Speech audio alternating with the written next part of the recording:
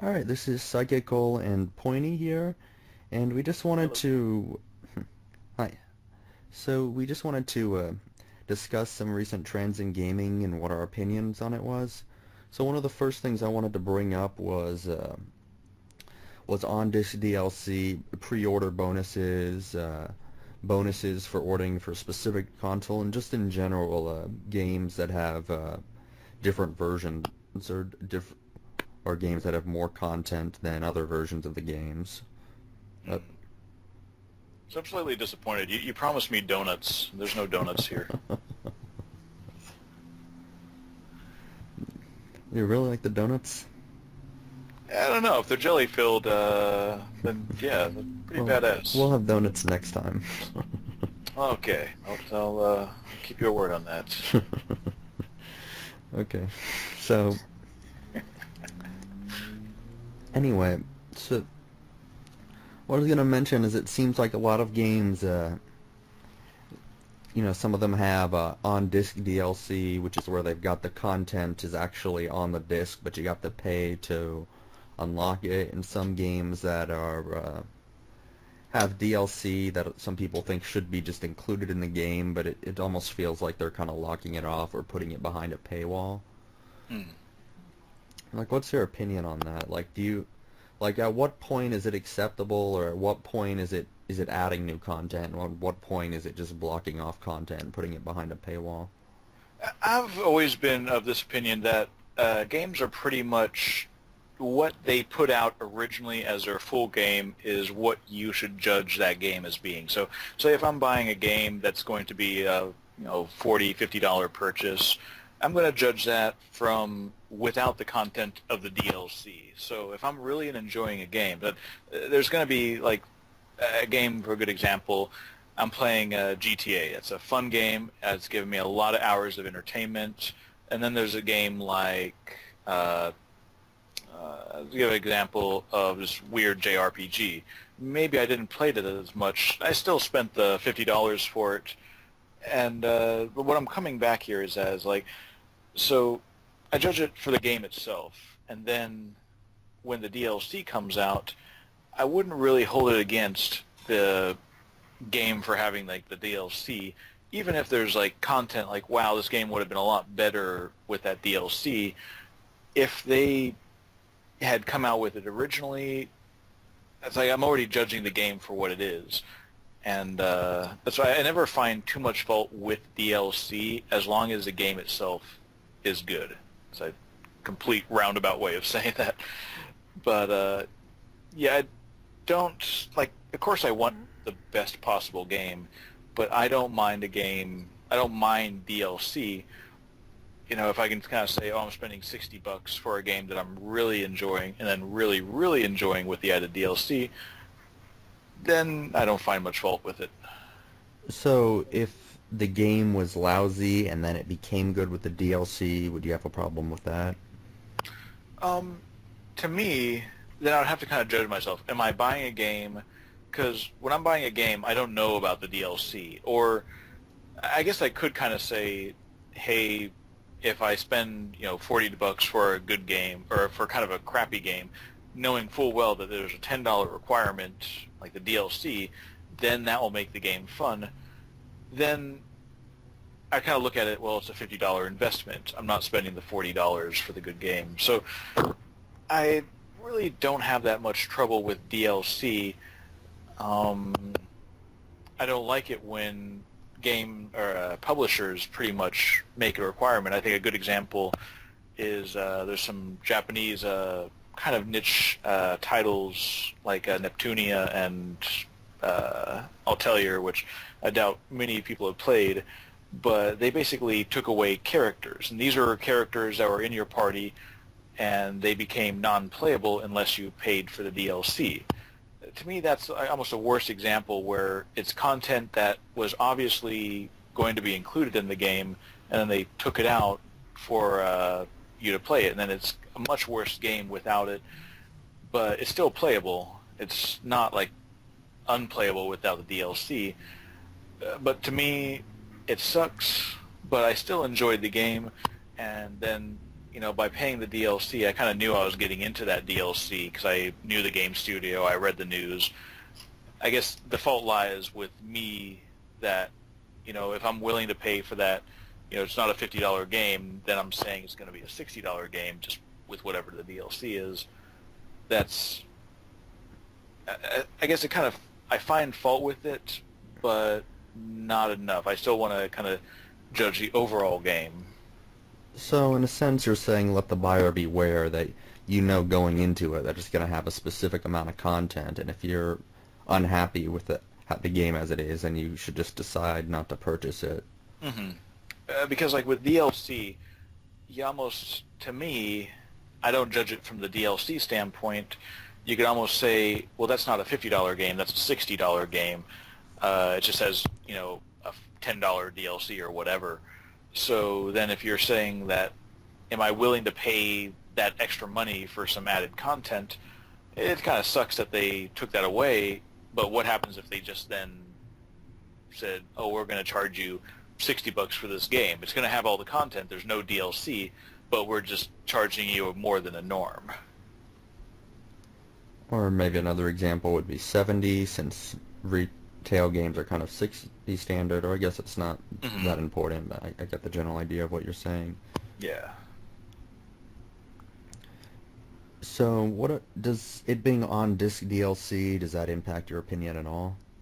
Personally, I really don't care about that. Sometimes I find it bad form that, I will hold it a little bit against the publisher if they take content directly out of the game and then make it DLC. Then that kind of tells me that, I don't know, in a way that's almost a little bit worse on the publisher. It shows that they're obviously just trying to get more money out of you. But on the other hand, when it just comes down to it, it's DLC no matter what. Is it a little bit easier to download because it's already on the disc, or is it harder to download, from the internet? That's still content. I'm still judging the game beforehand and then post DLC. I mean, for me, the argument against this sort of DLC practice is kind of that, especially when they make it really obvious, like the manual thing you were talking about, like it's something that you would expect to be included normally. It kind of strikes me as stingy.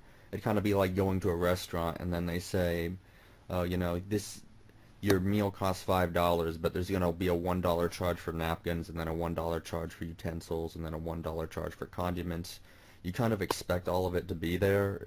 So I guess you can do the research in advance, but and discover that it isn't. But it just kind of strikes me as bad form or stingy when they're blocking off certain content that you're almost certain that they would have included had they not had the option to make it DLC. From that standpoint, I can definitely agree with people saying that, it's nickel and diming. You kind of go in, you're expected to pay the retail price. I think a good example of freemium games where they're games you get for free, but you're actually going to be required to play it to enjoy the game. With me, that's kind of like the issue that I have with retail games that have lots of DLC. I want to judge the game by the content, and if you're forcing me to buy DLC to enjoy it, then I'm basically, that's something that I have to factor in, and if it's not readily apparent, then it does very much seem like a bait and switch. Like, oh, I'm buying a retail game that's going to be enjoyable. Oh, wait. No, you have to spend this much more money to actually enjoy it. Yeah, that makes sense. Like, I guess I kind of agree with you for the most part. Well, one thing I find kind of interesting is that... Transition. Yeah. Yeah, it probably didn't give that good of a transition there, but I feel like we kind of... We have to play a sound effect here. So insert random sound effect right here. Okay, so... Okay, we're good. Anyway, what I was getting at is that The 3DS is doing well, even though it's gimmicky and not really based on hardware. But the Vita isn't doing well, and it seems like it's more of a hardware and graphics focused machine. But with the Wii U, it seems like Nintendo took the same strategy that they did with the Wii and the same strategy that they did with the 3DS, and it didn't pay off with them so much. A lot of people are kind of complaining that it isn't as powerful as the other consoles. And but the PS4, on the other hand, is doing really well, even though it's kind of taking the similar strategy to the Vita. So I'm kind of wondering why is the PS4 doing so much better than the Vita? Why do you think the Vita isn't attracting as much interest? Um, to me, it's kind of they're two different beasts. The handheld market versus a console market, and in a way, companies have to go a little bit differently how they market to them. Now, I think the reason why the Vita is doing so poorly as compared to the 3DS is a completely different reason than why the PS4 is doing better than the Wii U. And I'd want to kind of separate the two in order to kind of get a full idea of what's going on with each of them. I think the Vita has its issues. It kind of, in a lot of ways, the Vita is dealing with the 3DS, and people kind of want a certain console. They want a platform where they can have an easy game. The Game Boy has been around for a long time, and without competition, it's pretty much its own beast. And if you go against the Game Boy, you're going to have some kind of way to drive that audience away from the Game Boy and towards the Vita. And I think Sony had done kind of a poor job of that. They just didn't have the kind of ability to say, look at all these amazing games. Well, even if the graphics and the engine behind them are great, if I go in, I want a game that I know I'm going to enjoy on a handheld. Now, to me, it's a completely different beast with the console gamers. That, a lot of people are buying a console and buying a handheld system, but they're doing so for kind of different reasons. And with the consoles, I think the major issue that Nintendo ran into is kind of an issue with momentum, and an issue where they did well with the Wii, but kind of left a little bit of a sour taste because of how, and I'm saying this from kind of an outsider, I didn't own a Wii, but from the outside it seemed like the Wii had a very kind of slow and painful death, where if you had a Wii, you really weren't playing it at the end of its life cycle. There wasn't that many good games coming out. There's a few good games and there's really enjoyable, but to me it seems like the kind of attention was always focused on the Xbox 360 and the PS3 at the end there. And then when the Wii U came out, it also ran into the issue that it didn't kind of seem like that next-gen gaming system. That, if you're kind of trying to break into the market, it's kind of like buying computers.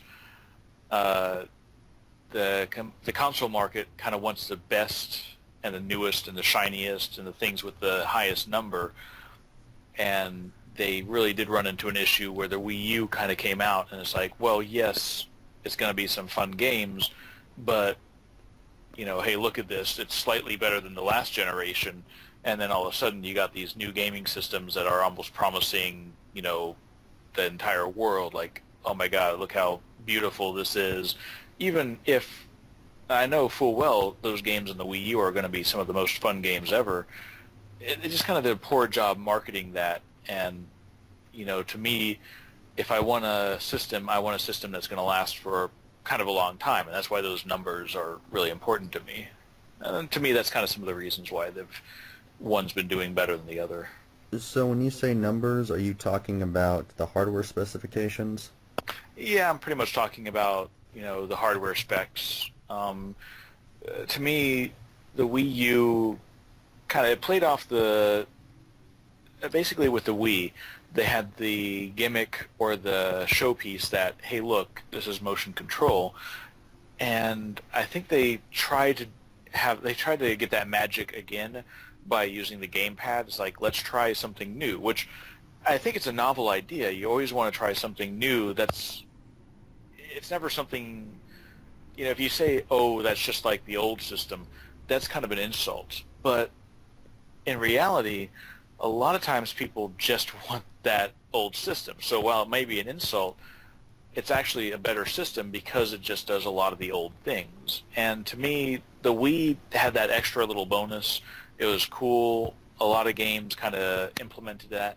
But, past a couple of the things, it never really took off as like a gaming platform.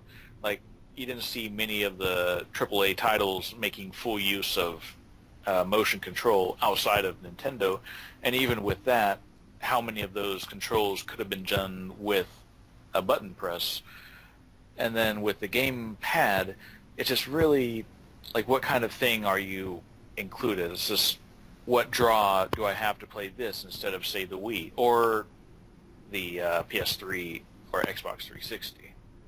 It's kind of, I just wanted to elaborate a bit more on what you said about how the Wii sort of died down. I kind of did notice that. It seemed like during 2012, the year before the Wii U was announced, the only game I can remember, or the last game I think, was Skyward Sword, and that was like, I believe it was November of 2011.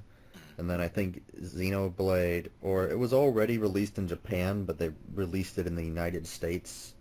I believe it was 2012, or it might have been 2013, but I guess overall it seemed like there weren't all that many. There haven't been many games for the Wii, which kind of surprises me because it seems like with that huge install base, 100 million people, more than the PS3 and the Xbox 360, you'd still be getting developers trying to port games over to the Wii. But it seems like there's been a ton of ports, like including like new AAA games, GTA 5, Watch Dogs, Metal Gear Solid 5, Mortal Kombat, Assassin's Creed, Call of Duty, that have all been getting on the PlayStation 3 and the Xbox 360, and it seems like Nintendo is the only one that's left out, so to speak. I also think this is one of the major drawbacks of the Wii U being a different gaming system than, say, the Xbox 360 and the PS3. The major issue comes into, it's motion controls. How are we going to implement that in a meaningful way to the system? And in a way, it was very much the Wii was not a terribly robust system as far as specs go. It was just kind of a weak system. And if you're going to program a game for the Wii, even if it was going to be AAA, yes, it's a little bit cheaper because it's not as graphically intensive, but also you're just going to put a game on the Wii. It's pretty hard to get a game on the PS3 ported down to the Wii, and I think the major issue a lot of people had, as far as development goes, they didn't have they didn't have a lot of luck with their games selling on the Wii, and that I think that ended up biting Nintendo pretty hard, that once developers found that their games weren't selling, then they kind of stopped producing them. And with the latest generation, games take a lot longer to produce, and if it's just Nintendo making the games, then it's going to take longer and longer, and that's one of the drawbacks of not having a lot of developers for the actual system. So, I'm just speculating, but is your opinion kind of that Nintendo, maybe they had a lot of hardware sales of the Wii, but a lot of them were casual gamers who were more interested in Wii Sports and Wii Fit, and they didn't really support other AAA games, so even though the hardware sales of the Wii were good, they didn't have as many software sales as they might get on the other consoles? Coming from my own standpoint, I think this is actually something that is beneficial for me as an outsider, where I can kind of say, if I'm not a Nintendo fan, it's not that I dislike, but anyway, if I look at the Wii, and I was basically told, okay, what were the games that sold on the Wii, or what were the good games on the Wii? I would actually try to think, and I can think of the Chronicles. I can think of those JRPGs that came out. I think about 2 of those, and then pretty much it was all Nintendo games. Now I know there's a couple of the games that had come out earlier, like Red Steel and Pulse, I believe, but in the end, like just coming from my own standpoint, I can't remember any meaningful games that came out for the Wii that weren't Nintendo games. So you're And saying Nintendo doesn't have a whole lot of third-party exclusives? yeah, and to me, like if I was to name, even the Xbox, I'm not a huge Xbox player even though I own one. I can name a lot of games that came out for it that weren't produced by Microsoft. In fact, Microsoft tended to be, well, you can look at the Halo, but they didn't produce a lot of games. And, you look at that for Sony too, a lot of their development was a third party, and that saved them because Sony can't always be releasing the, AAA titles like Uncharted. They can't just keep on doing that, just as Nintendo can't produce Smash Brothers and new Super Mario. They can't do that every other month, and that's, I think, what's really having an issue with Nintendo. It's very slow if it's just Nintendo making the games. So what do you think is the main factor that led to the original Wii success? I think it was a cheap system that did appeal to the casual market. And I say casual is a weird term to use because, they're all gamers, and what makes a casual versus a hardcore gamer. But I don't really like those terms either, but I yeah, just use them for shorthand so people know what I'm talking about. I think, using casual almost as a definition, that they are a person who bought the Nintendo system pretty much for just one game or 2 games. And I think that was the main issue, that a lot of people bought into the Wii almost for just the hardware, and then they wanted to play 1 or 2 games, be that Wii Sports or I think Dance, a lot of the active games, Dance Dance Revolution, that was what was popular on the Wii, but then they didn't really branch out from those games. I see. So do you think that the people who were interested in the original Wii didn't really have the same interest in the Wii U, that the active thing appealed more to them than the gamepad that's not? I guess that would make sense. Because I think that, it had that niche. It had a lot of people kind of excited. Maybe they went over to a friend's house, or maybe, it was the parents that heard from their kids that they're having so much fun, so then they went out and bought it. And that's, you look at the nursing homes, or you look at maybe pizza parlors, like different places were actually buying a Wii. What benefit does a nursing home have with the Wii U?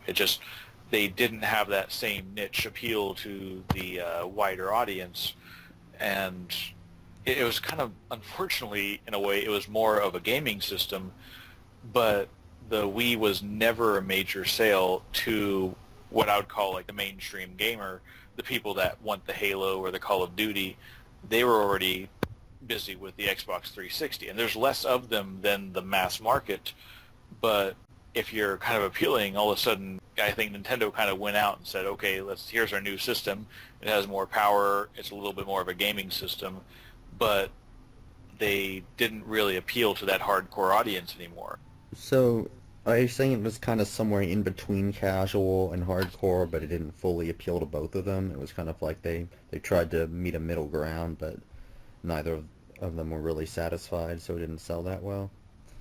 Yeah, I'm not really sure who the Wii U is marketed towards, except for the kind of what I would call the main Nintendo fan base.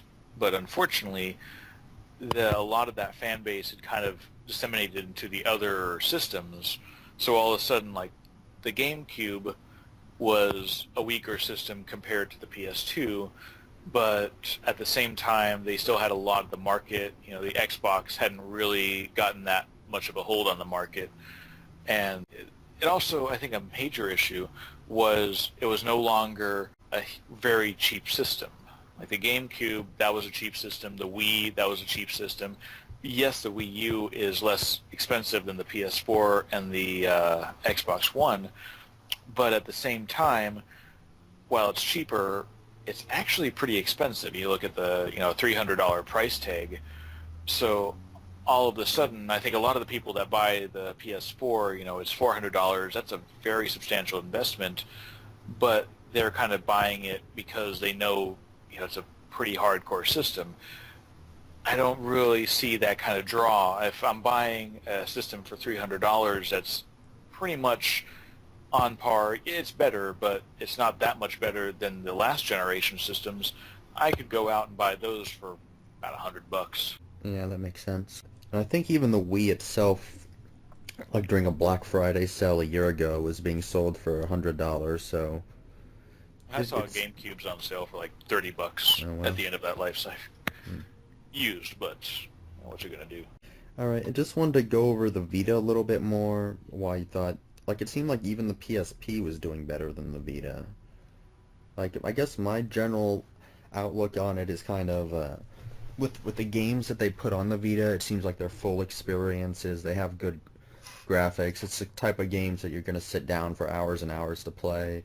It seems like the type of games that you really want a TV to play. It's like it's good, but you think, like it's kind of I want to just sit down and relax and play it for hours and hours. And so that's probably why the Vita TV, it seems like is getting there's a lot of buzz behind it, or it seems pretty popular compared to the Vita itself. So when you have that kind of full AAA experience, maybe people are looking to do it more in a home console market as opposed to a portable market. Do you agree with that?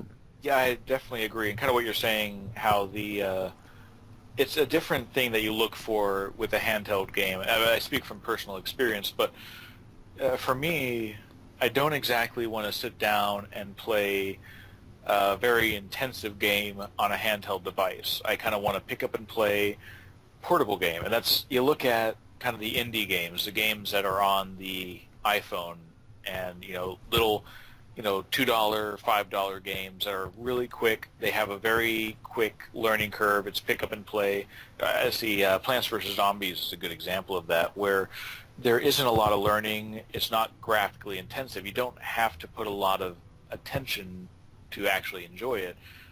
And to me, there's a big kind of bell curve where if I'm playing a game such as your Call of Duty or your GTA especially, I'm focused on that. I want to make sure I'm putting my full attention span into that. And that's maybe not something I want to do if I'm just waiting around for class to start or sitting in bed at night. Yeah, that makes sense. Okay, I think that's enough for that topic. So now I just wanted to talk a little bit about some of the upcoming games and maybe get our opinions on that. So one of the games I'm excited about is Destiny. Oh, yes. Yeah. I really like it because it seems like it's kind of almost like an MMO. Like it incorporates a lot of MMO aspects and a lot of first-person shooter aspects. But it's also, you don't have to continue paying a monthly fee for it, and it's made by Bungie, published by Activision. Those are two, as much as people get tired of them, as much as they're kind of like people getting tired of Call of Duty, they are two really established names. You can't expect a certain level of quality from them. Did you have any opinion on Destiny? Like, what were your initial thoughts of the beta? Oh, I have loads of opinions on that. Okay. Yeah, definitely the Destiny is one of the games that I'm looking the most forward to. Funny enough, I think the second game that I'm looking the most forward to is just the port of GTA on the next-gen systems. But no, to me, Destiny, and for more information, I have actually pre-ordered that on the PS4, and I played the beta on the PS4. It's overall, it's polished to heck, and as I give a lot of credit to Bungie, they're very professional, they're very detailed in their programming. It's just a lot of the little nuances that maybe it's that invisible wall, or it's how your character interacts when they're turning. To me, it's a very fluid system. It's beautifully played out. And that's just, it really, you look at the art style, you look at the music, you look at the setting, and just because it's so well polished, it really absorbs you into that world of the Destiny world. It's kind of old Earth style, and I want to learn more about the world. I want to explore it. I want to have fun, and it's been a fun game. I've never been a big fan of massive multiplayer games. I've played just a little bit of Guild Wars. My issue that I always had was I didn't enjoy the aspect of just finding a random person and then, teaming up together. I always have been more to either play solo or to play with friends, but especially when I'm taking in a story, I don't like to, rush through it because I'm trying to play with other people. That was when I played Borderlands. I actually played a solo run, and then I played it with friends. To me, that's what I like about Destiny. It kind of has that balance where you can play solo, and you can also play multiplayer. So, the elements of it that are massive multiplayer, they're okay. Some of the things are a little bit weird, like I'm not sure about the dancing or the people, sitting everywhere. Looks a little bit odd. But the other elements, like I am having a lot of fun teaming up with friends. So, you mentioned that you were mostly the Titan class, right? Yes, yes. Kind of surprised me that they only had 3 classes compared to some of the other games that just have like maybe 8 classes or something, but it seemed like they had like subclasses within those classes, so kind of like you could branch out a little.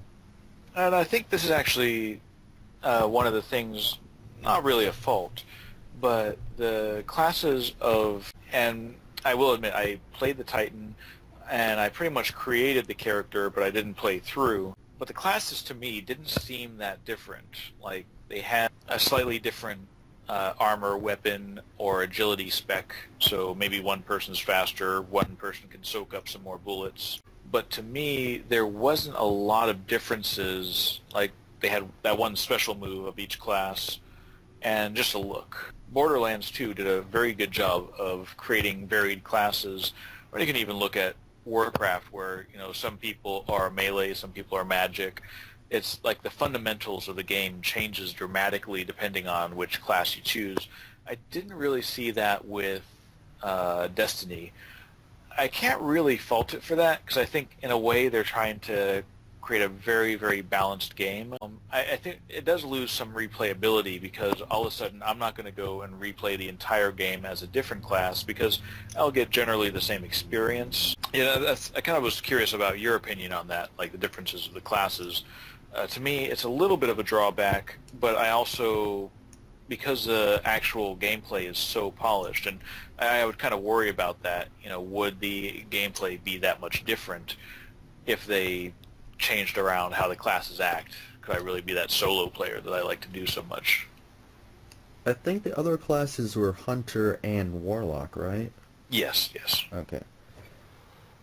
I probably shouldn't be speaking on it too much because I just picked the Titan. I didn't really use the Warlock that much, but like when I saw other players, I guess I wasn't paying all that much attention, so I probably wouldn't have noticed that much if there was a huge difference. But like on Borderlands 2, it seemed like it was a lot more, the class differences were a lot more noticeable, and especially like on some MMOs where they have like a healing class, or classes that were dedicated to summoning or helping other players.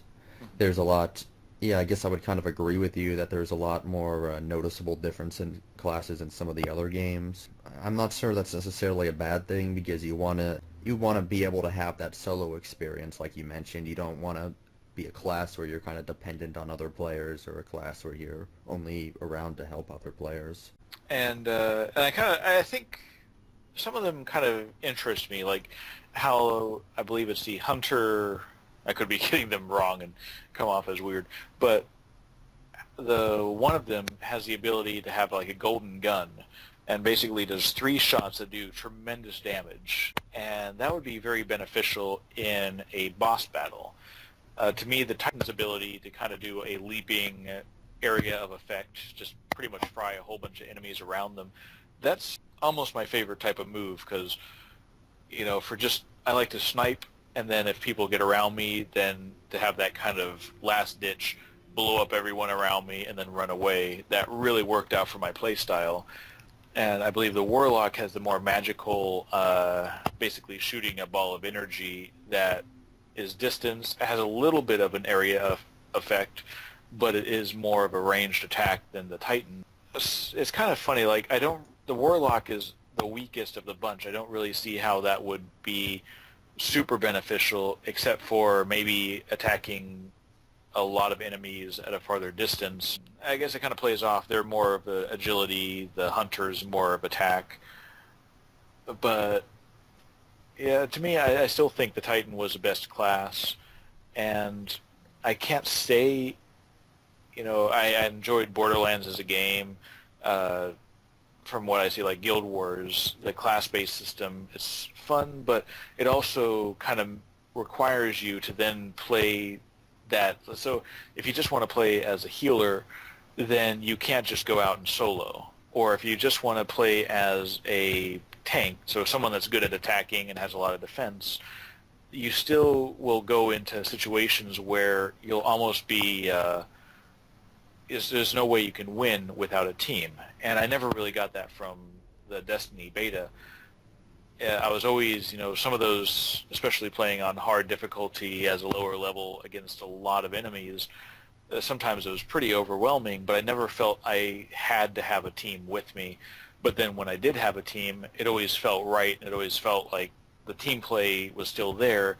It's just slightly different than how it was implemented in Guild Wars. One of the things I kind of liked about the game are how they implemented the grenade and the special ability. It felt like, and the melees as well, because it felt like one of the things they had with the melees is where I had this really powerful melee shot, but it had to recharge, and that special area of effect attack had to recharge. It felt like I was getting use out of everything, like I was getting use out of all my different guns, and I was getting use out of my melees and my area of effect. In some games it feels like there's maybe one specific gun or one specific attack that's just simply the best attack you have in the game, and you just want to keep spamming that over and over because that's the most effective way to win. But in Destiny it felt like it made me want to upgrade all the different paths and utilize all my different abilities and tactics, so it kind of makes the game a little more fresh. Well, one of the things that, and I've found this as my play style, I am an ammo hoarder, so I tend to, so say I'm playing a game like Doom 3 was a perfect example, where as you're progressing, you actually get almost unlimited amounts of ammo, so you can get like 99 rockets, you can get 9,000 ammo for the machine guns, all this, but I found that because I always wanted to save that rocket attack or the grenade for a time that I actually needed it, it ended up that I just didn't use it. So in Destiny, it kind of had that effect where you got to the point that if you didn't use it, you're basically wasting it, because if you used it as fast as you could, then you would have a chance to use it twice. And I kind of like that. It goes against my play style, and it kind of forces me to then use these better weapons, and it requires me to be a little bit more tactical, and I think I have a little bit more fun, because all of a sudden I'm not saving those grenades just for that one boss. I am, here's a situation. Oh, there's a lot of enemies over there. I'm going to toss in a grenade. It works out. Yeah, that's kind of along the lines of what I was thinking, that you realize you're actually wasting them if you don't use it. So even if it's not an ideal situation, I'm still going to end up using all my abilities. And I also think they did a good job of kind of rationing off the super weapons and the special weapons. So I guess heavy and special were the classifications. So as you're playing, they did a pretty good job of pacing when an enemy would actually drop some heavy ammo, or much more frequently they would drop just normal ammo and the special ammo. So all of a sudden I used a sniper rifle, and I kind of fluctuated on my heavy weapon, I originally went just for a rocket launcher, but then I kind of found out that it's a lot of fun with the machine gun.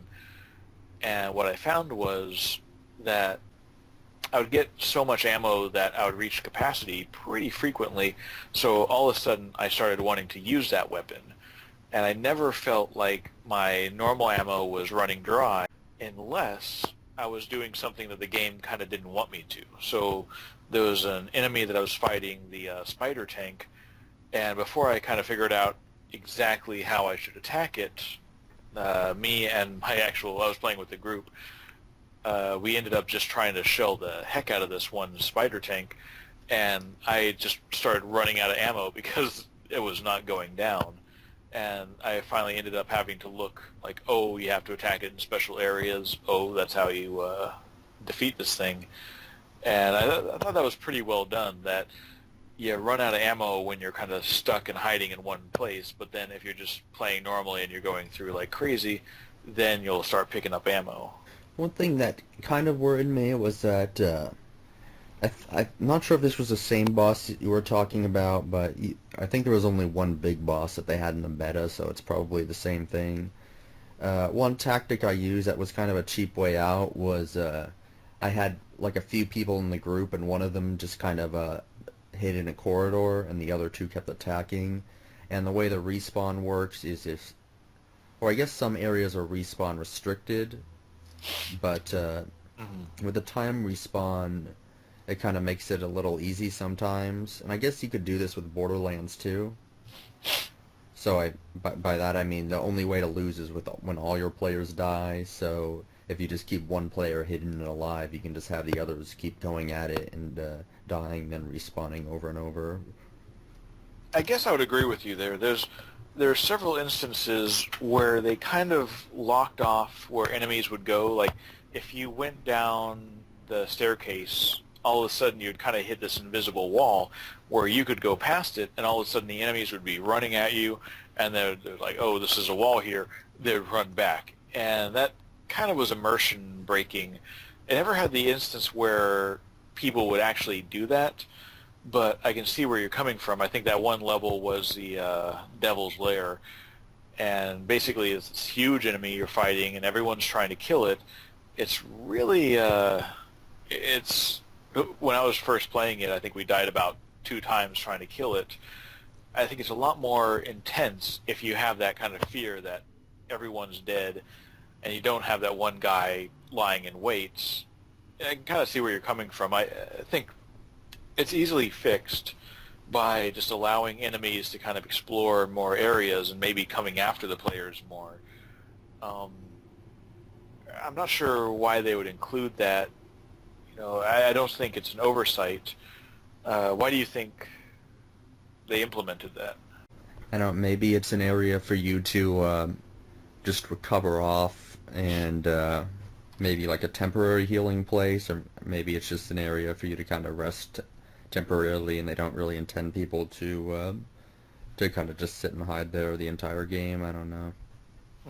Yeah, I just couldn't really think of that myself, and it's just, to me, this was a little bit of a bad programming, and I can't think, they must have made a conscious decision, and like what you're saying, but if they planned that it would be too harsh, they wanted kind of an ability so players could run back there and not die. Could they just implement a system where it was a little bit less respawn restricted, although in a way they needed to put that respawn restricted because they wanted to keep it, you know, serious, and they didn't want players just to progress too easily. I'm not really sure. I'd kind of like them to fix it by just not having those safe zones, and hopefully that would kind of negate that issue. So you mean that enemies would just follow you no matter where you go, and there's not really any zone that's completely safe? Exactly. Yeah, that's another way to fix it. I think that would work. 'Cause it did kind of like on one hand it got kind of boring when they had the safe zone, but on the other hand, if you're dying and you're fighting a boss for so long, I don't want to be reckless, so I'm going to take the path that is going to make it most likely for me to win. Yeah, the fact that they included it would make it almost stupid not to use it, but I think by actually using it, you're kind of hampering your gaming experience. Just Right. it's not as fun. It's not as serious. Um, but yeah, there's some really fun battles there. One of the thing that this isn't an issue with the full game, but it annoyed me in the beta seeing all these weapons that were level 9 and higher that I couldn't purchase because they limited it to level 8 in the beta. I think in a way they kind of wanted to show you, like, entice you with the stick or the carrot, the carrot on the stick. It's like here's a stick. It's really nice, but I can see that why that's annoying, and yeah, I think that's not something you're going to have to worry about in the final release. I've heard somewhere that they're thinking about limiting the leveling system to 20, and where it'd almost be within a couple days, if you just really were serious about it, you could finish all the levels you wanted. What do you think about that?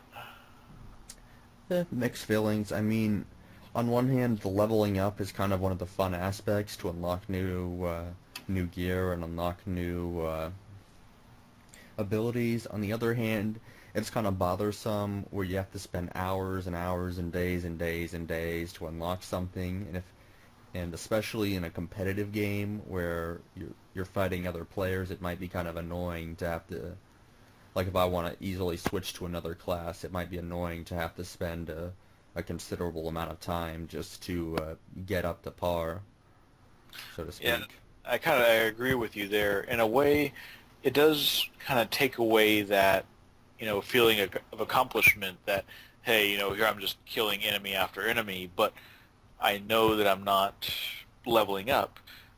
But I think they implemented another system where maybe you're not getting those level 1, 2, 3, 4, but there are those abilities, and those are much harder to level up. And so all of a sudden, even though I played and I leveled up to 8 within a couple days, I still, like, even after that full beta, I was nowhere near completing all of those extra skills, and like, I don't know what they called them, but you get those perks, and you throw the grenade. You can change the grenade out. You can change the area effect skills. I think you level up to the full level, but I think you'll be spending a lot of time just getting those abilities. Oh, I guess I was under a misconception because I was under the impression that you had to level up, and then by doing so you get points to spend in those abilities. But you're saying actually, even though you already got to level 8, that you were still able to level up those abilities even further? Correct. And that was, I don't think any of, you didn't get any points. The only things that I really saw with leveling up is it seemed like your attack was better, your defense was better, but those perks weren't actually included in that level system. They almost seemed completely different, and I wasn't so sure. They leveled up very slowly, so I wasn't sure if maybe I was using a lot of that one skill, that one thing would level up. So say if I was taking a lot of damage, I might level up my armor skill as a Titan. Or if I was using a lot of grenades, maybe that's what was progressing my grenade skill. Okay. Yeah, that's actually really interesting. I guess because once I got to level 8, I kind of thought that was the most I could get to, and I'd already cleared the entire game, so I kind of gave it a rest after that. But all right, that's probably a good aspect if what you're saying is accurate there. Yep. All right. So I guess we kind of covered Destiny pretty in depth. Maybe we could I move can't on wait. That game's going to be so awesome. Maybe we can move on to a different game, like let's see Metal Gear Solid 5. It's not Destiny. I don't care about it. Okay, so No.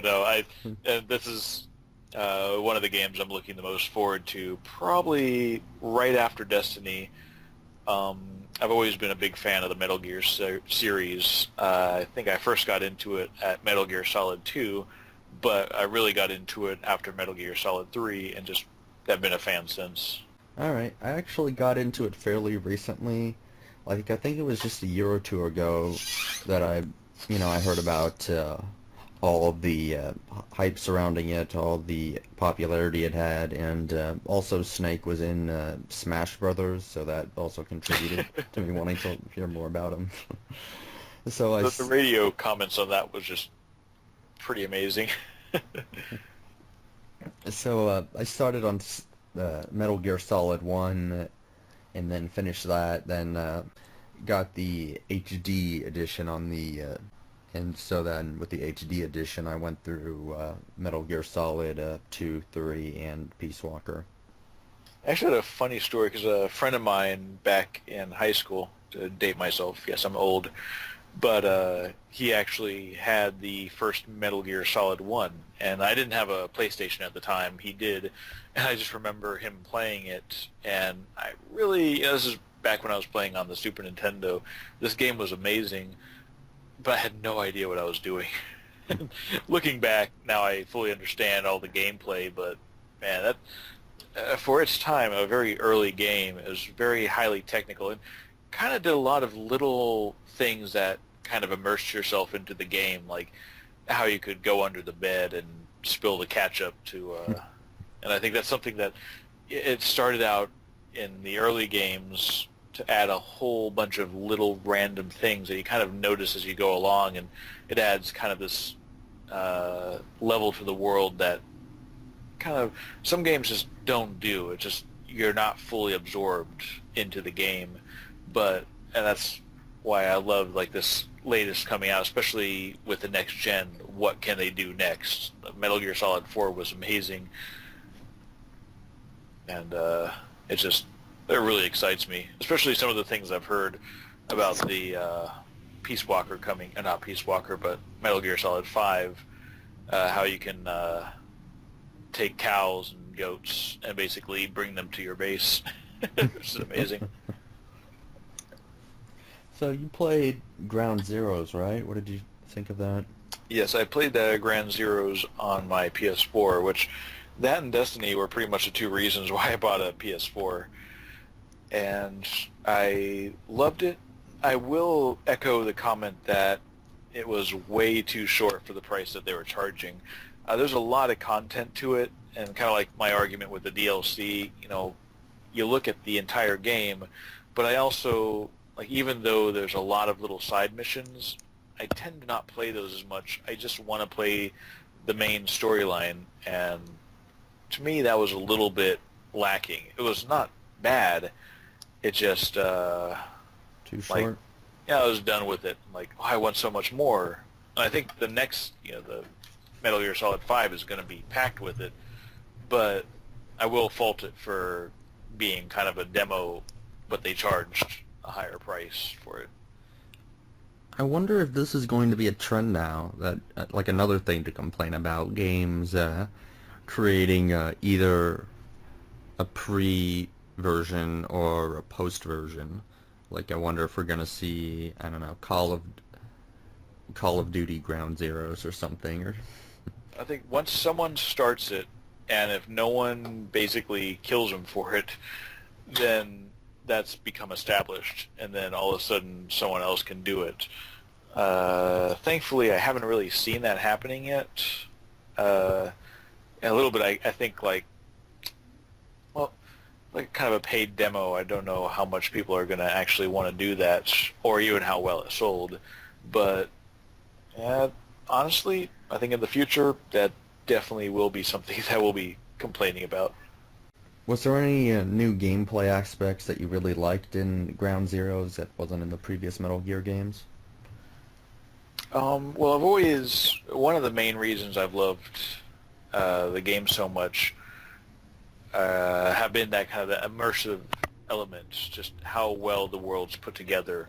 And I think with with more power going into a beautiful engine, just rendering this world, it's really believable. I think Metal Gear Solid 4 was one of the best looking games on the PS3, even though it's such an old game. Just looking at the graphics for this game, it almost hinges on photorealism in a lot of points. I Uh, remember there was this news company doing a story on child soldiers, and they actually had a picture of child soldiers in Metal Gear Solid 4 as if this was actually a real event. Like, I don't know if they yeah. just searched for child soldiers on Google Images or how they ended up getting that, but Someone saw this like, boy, that's a perfect image. Didn't read the underlining text of that. There's, actually, funny enough, there was another story about it was a British news report that was doing a news story on this attack on a helicopter, and I don't know. I think they were basically just doing a story on the NRA, the war that's going on, kind of not so much anymore. But anyway, they had this basically video clip of a helicopter being taken down by a flak cannon, and it was completely from this video game Arma 2, and they had no idea that they're using this video game content. And yeah, that kind of left them with a black eye, but let that be a lesson. Check your sources. Mhm. So,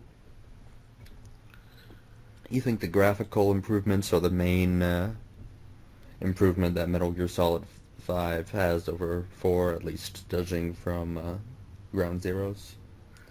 Well, I will admit, I think it's just like having those little aspects. Storyline is going to be great. I know a lot of people complain that Kojima spends a lot of time with the cutscenes and not a lot of time where you can actually play. But I've always been like, if the storyline's good, if I'm enjoying it, then I do not mind actually watching a cutscene. And I love the storyline. So as I'm looking forward to the story, I think the game is going to be beautiful. And some of the things about kind of that persistent world where you can do something like have a goat, you send it up, and then all of a sudden that's going to be on your base. That's kind of fun to me. I just kind of like that idea of making this huge base, and I'm probably going to take a whole bunch of tanks and just line it up on the outside. Go I, full Evangelion. I remember hearing that for this Metal Gear Solid 5, unlike previous Metal Gear Solids, they're actually going to have the original voice acting in English, which means that the lip movement is going to be perfectly synced. It's not, and like in previous games, it's synced with the Japanese, but they dub over it in English, so maybe it doesn't look completely natural, but in this one, it's going to be synced to the English. So it's, the mouth movement and everything is supposed to look really fluid. Maybe that's just because I grew up on like StarCraft and really older games that did not match at all, or maybe just because I'm a fan of anime. I've never been a guy that I never really notice, oh, hey, look, the lip flaps aren't matching. Or if I do notice it, it's like, oh, that's weird, but then I get over it. So that's, I think it's cool. I don't really know, are they then saying, are they focusing the game more on an American audience? To me, I think some of the out there elements and the kind of Japanese elements of it are some of my favorites of the Metal Gear series. So I don't know. I worry a little bit about that. Are they going to make this kind of Americanized? But honestly, that's far down the line. I think this is going to be a great game, and it's a goofy thing that doesn't really affect me that much. So that's cool, but nah. Oh, okay. I kind of like the trend of, because I kind of worry sometimes, like that with like the Japanese versions or the version where the developer originates from is either getting a better version or they're getting a version first. So it's kind of nice for me just to know that we're getting the complete version, or that I don't have to worry about the version being focused on another nation too much. I mean, it's never really been a problem with some of the Metal Gear series, but one thing that comes to mind, which you don't really play, is a Pokemon. A lot of times there are special Pokemon that are only released in Japan, or special moves you can get, so that's always kind of bothered me. I think that's an issue for another day, but how Nintendo has gone about importing their games, and just I look at the Xenosaga as a case where they don't really, they listen to their fans, but then they always go for the business decision, and then they do a really, really bad job of explaining why that business decision was. Like, you want to be a fan of this gaming series. I think I'm a huge fan of the Neptunia series. So I hear about this one costume that was only released through a magazine, and then they don't really announce it. They don't talk about it that much. But it's like, yeah, we're sorry, it's locked away. We would get it if we could, but because of contractual obligations on the Japanese side, we just couldn't do it. With Nintendo, they basically say, that'd be a lot of money, or that's a lot of work. I didn't really want to do that. It's just, they suck at it. And I love Nintendo. They have some great games, but if, they could go about that a little bit differently and just not piss off their fans, that'd be good. So you're saying that Nintendo doesn't really do a good job with our PR. They don't really.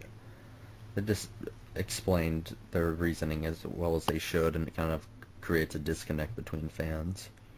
Yeah, it's, around certain issues, I think they know how to interact in a lot of ways. They are Nintendo. They know what they're doing. But, if you have a fan base, which I keep going back to it, but like the Xenoblade Saga, where they had this basically a fan petition, and there's a lot of people who are very interested, but Nintendo knew full well that this game was not going to make a lot of money. Even if everyone signed it, they just probably weren't going to get enough money from it because of, how much it cost them to make it. But then, really, sometimes you just got to take a hit for those fans, or come off and don't just say, well, you're not worth it. And that's what I heard. And that really Did pisses they off actually fans. use those words? You're not worth it? Like, what did they say exactly? Honestly, I think they said in a way it's just not financially feasible, and or something to that nature. But then again, this is what I'm hearing as an outsider, so they may have said it a little bit differently, but if the fans are hearing one thing, then that's what's sticking with you. Hmm. So that's a slam on their PR department for just kind of doing a crappy job. This is kind of just going into this a little more. One of the examples I can think of that bothered me was there was this application to import Pokemon from older generations into the newer games called Pokemon Bank, and it was supposed to be released around Christmas time. And what ended up happening was everyone was redeeming their games and everyone was downloading things. It was a lot more active than they anticipated, which I think already there was a problem because, for one thing, they should have anticipated that it was going to be active. It is Christmas time. And number two is they shouldn't have released one of their major applications right around Christmas because they should have predicted that there was going to be server problems. But anyway, what happened was they actually had it scheduled to release a few days earlier in Japan, so they released the Japanese version, and then their servers crashed, and then they took it off, so people who had already downloaded it, the Japanese version, got it, and then everywhere else in the world, they just said, sorry, we're delaying it.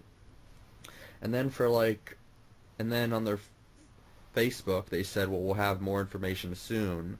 And 2 months went by with no information, and then they just suddenly said, basically they just released it with no date. They released it in February or March or something, and they didn't give a specific date in advance. They just said, okay, it's released now.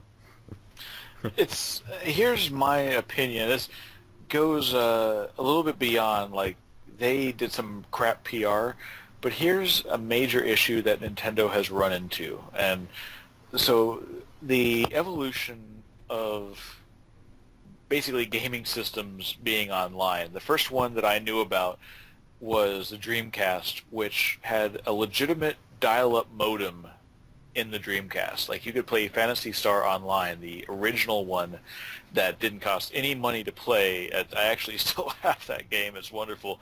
But so this original Phantasy Star, you would have to dial up through like a Prodigy or whatever, and then you got online, you played it at some of the worst speeds imaginable.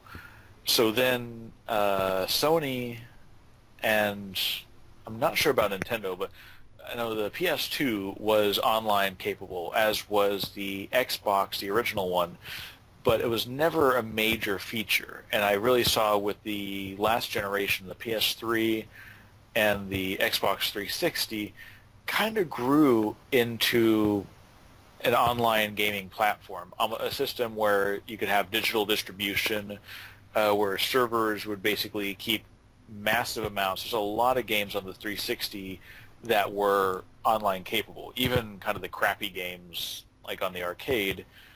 There's a lot of people playing back and forth. And those require a lot of servers, and they nurtured a environment where a lot of people started going and playing online. The PS3 was the first gaming system. I played on the computer, but then the first console that I owned that I actually played online was the PS3.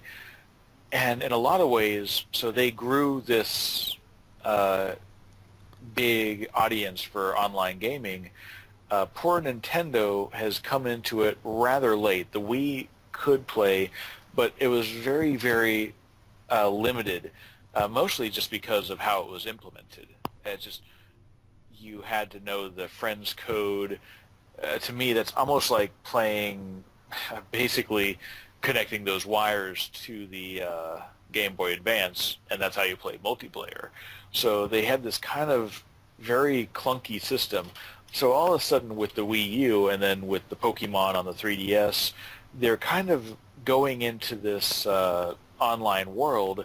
So they're learning, they're doing things that Sony and Xbox were doing a generation ago, but so when Sony was doing it, the audience were also learning, and there wasn't that big of an audience. So say when the servers went down, I don't know the full history, but no one was really paying attention, so everything goes to heck. They were okay. It's like, oh, that's nothing big. This is still a very new media.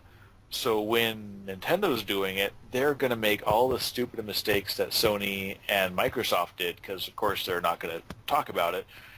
And I don't fault them too much for making the stupid mistake, because this is the first time they're actually making a system that people want to use online. But I will fault them because they're now doing it with an audience that knows full well how to interact. Knows full well how to. They're doing it with an audience that expects it to be much better than it is, and Okay.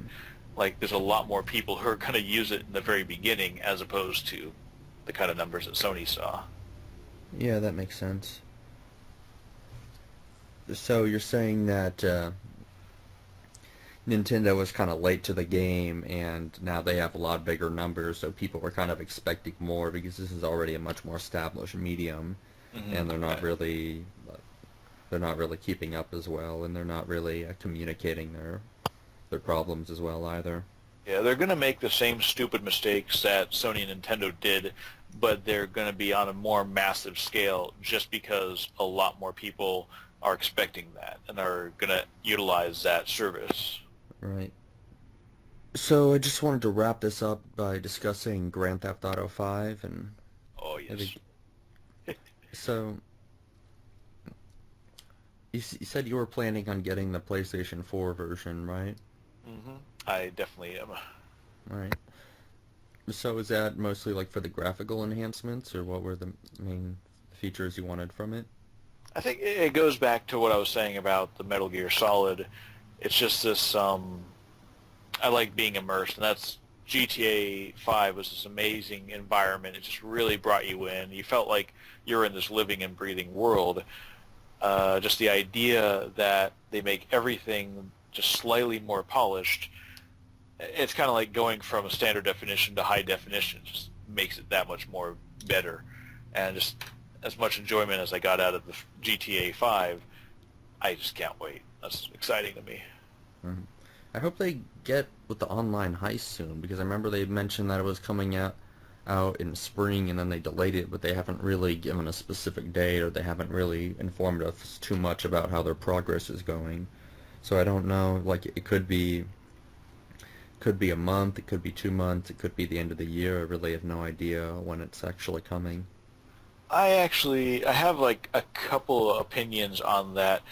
Rockstar, they're not stupid. They're not having issues implementing it. They just, to me, they could have got this out long ago. And I know, hey, fire's coming, but I know they could actually come and make a good heist. I think the reason, and this is going to be very cynical of me, they are just making a lot of money off of those cards, and they don't want to stop that cash flow. They know the heists are, a lot of people are expecting a heist to give them a lot more money. So say the best thing you can do is to get about $18,000 from the highest paid mission. If you go into a heist, you're kind of expecting it to be maybe 500,000, maybe $1 million. That's pretty much going to negate the their deal, or not DLC, but their paid cards. Like all of a sudden, no one's going to buy those shark cards, and then also they're going to have a lot more content for people to actually buy. So, you get about $30 million, you can buy almost everything in that game.